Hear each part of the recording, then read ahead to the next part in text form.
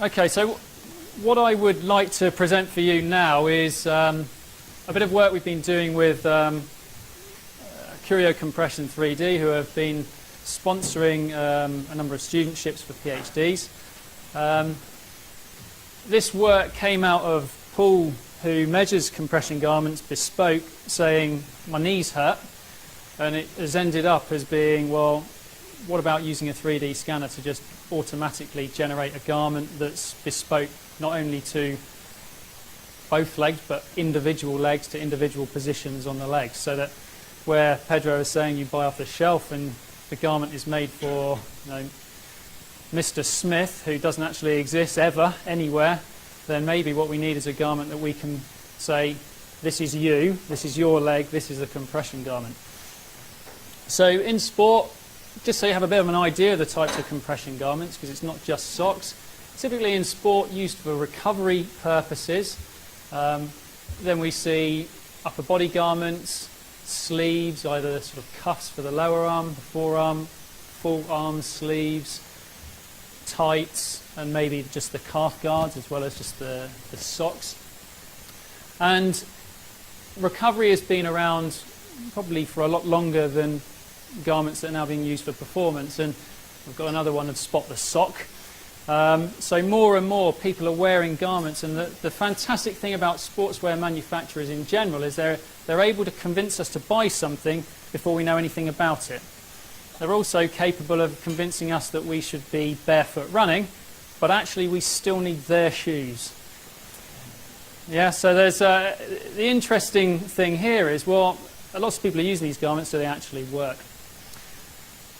A little bit of background, I said I'd quickly dust over this. In terms of tissue fluid, lymph drainage and venous return, then the body has a couple of mechanisms to help venous blood get back into the circulatory system.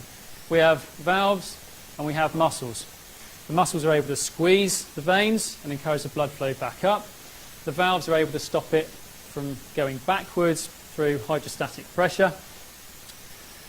Sometimes these aren't very good. We get pooling varicose veins. I have my own. I developed them at 18 years old, standing on the bridge of a ship for 4 hours still. I wasn't doing enough of the muscle stuff to move around to help the venous return. Compression garments, the general idea is that they apply a pressure externally. It creates a pressure gradient where we have high pressure outside, lower on the inside, so supposedly it encourages the flow inward. But then also the garments are graduated, so high pressure at the bottom, low at the top. And so again we have a pressure gradient that should, in theory, encourage the flow of blood north, up. Medical elastic compression garments have been around a long time. Clinical studies have demonstrated a lot of evidence about promoting venous return, lymphatic drainage, predominantly in populations which had a deficiency, and I think this is probably the most useful thing to bear in mind. These were populations who didn't have a very good system of this. So manufacturers of sports garments have said, well, all these things make sense, they'd be really useful, so probably this works in sport. In terms of athletes, usually our circulatory system is pretty good and we're fairly active, so arguably we may not be deficient. So lots of things have been proposed, and I don't give any weight to any in particular here just because the sentence is longer. Lots of things have been proposed as possible effects of wearing compression garments. If we actually go out and look at what evidence exists for these, there's some bias in colours here. Then green is a very small effect, something you wouldn't notice.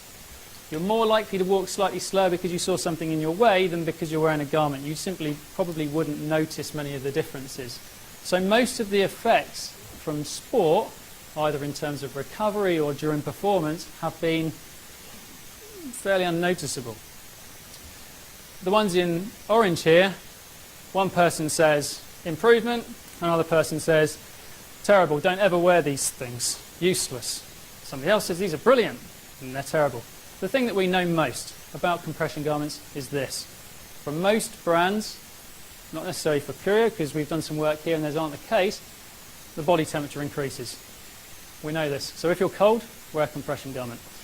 In terms of other things, the suggestion of reduced perceived difficulty, of course, clinical populations, they're in a lot of pain, they struggle to move around, so probably it'd be easier if we wore a compression garment. Actually, athletes report more often that it's more difficult to move around. We don't run as quickly either, so we don't improve our sprinting performance. Things in black, until discussing with Pedro the other day, were fairly uninvestigated, or not even investigated at all. Improved blood flow. He's just started doing this, so he ruined my slide. And sometime, maybe, hopefully, we'll take this bright green. I don't know. What is most notable is that typically the pressure in the garments was either unknown because it wasn't reported, the pressure was maybe too small. If we wear just a calf garment and we haven't got graduated pressure, it's not specific to the person. Maybe if you think the dose isn't actually that big, so maybe we won't see a very big effect. But more often than not, it's inconsistently reported. One person measures here, one person measures here. So we have an inconsistency in how we either measure pressure, report it, or even the dose that we're providing.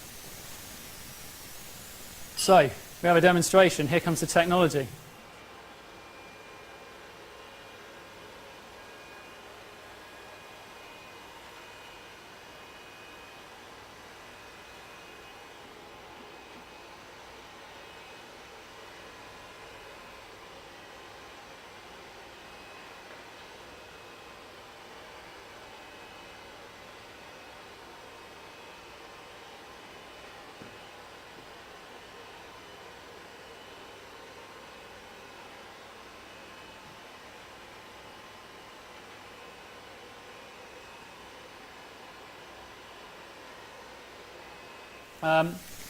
This celebrity here is stood in front of you right now. You cannot necessarily see the difference between my legs, although I can tell you that the muscles pushed very hard up against the material. What we've got here in blue is the left leg and in red is the right leg. And you can see how what I've done is I've taken the surface and I've unfolded it. I've opened it like a book. And so we can see the surface area, if you like, of that scan. And at the calf level, both my legs are pretty much the same. If we move up to the thigh, then we start to see a more pronounced difference between the left and the right thigh. The right thigh is the leg that I use predominantly to get away from the washing up.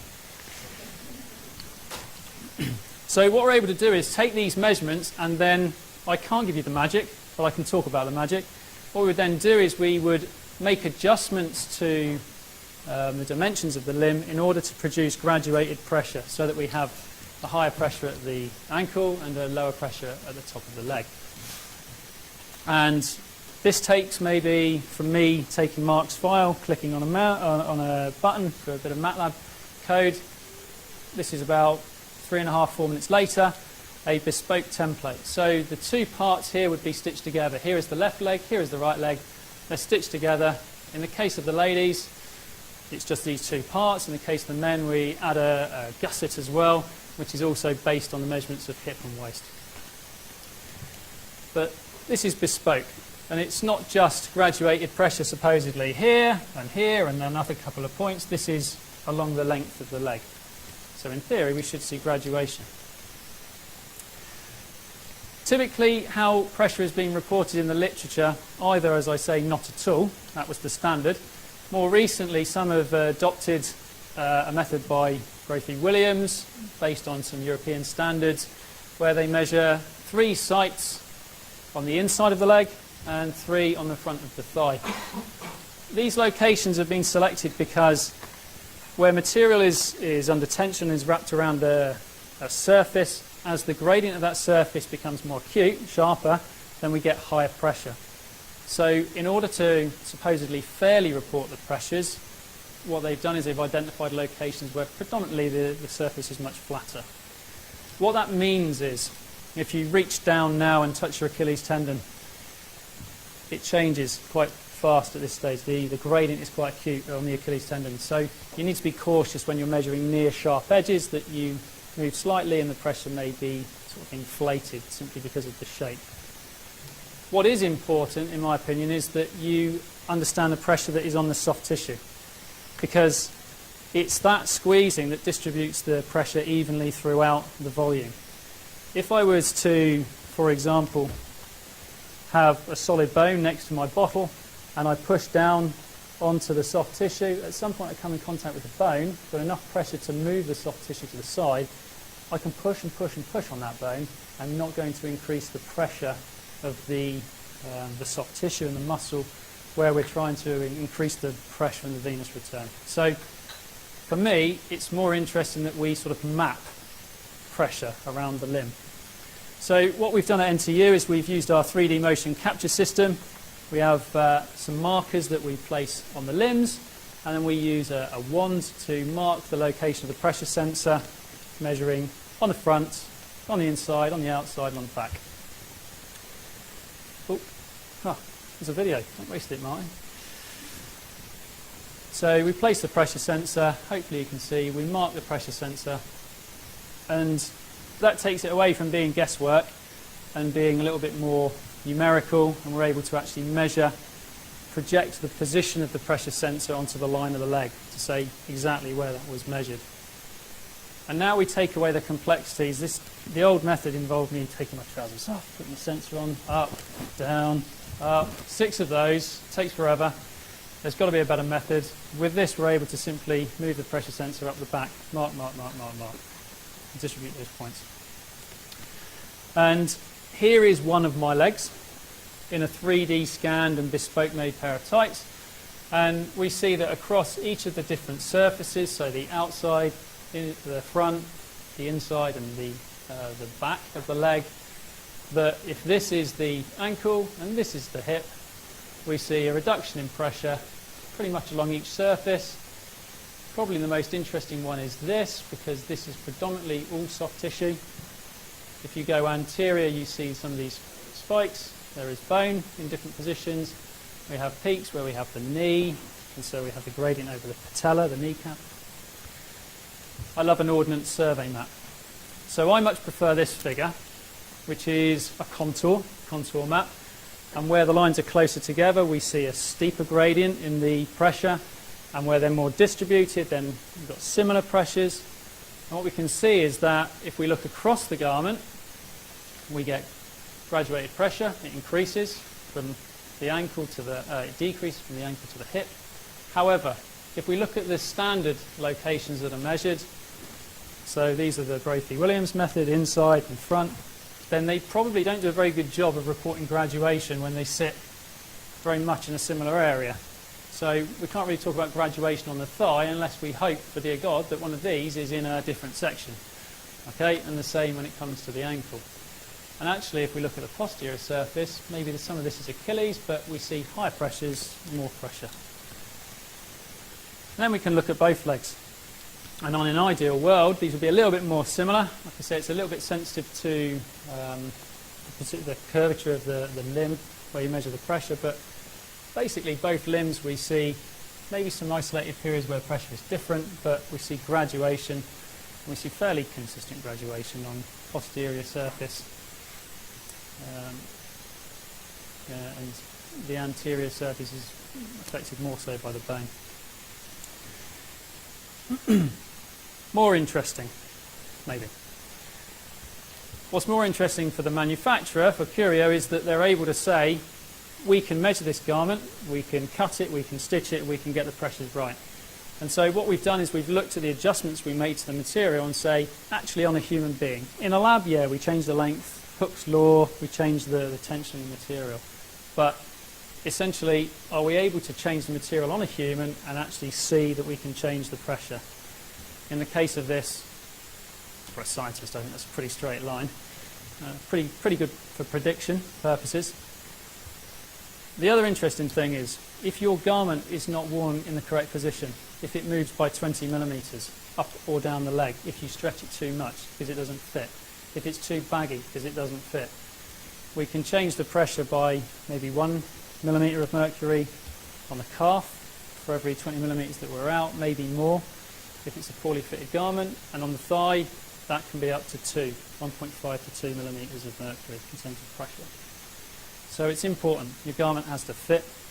You have to understand the shape of the limb throughout in order to see graduation.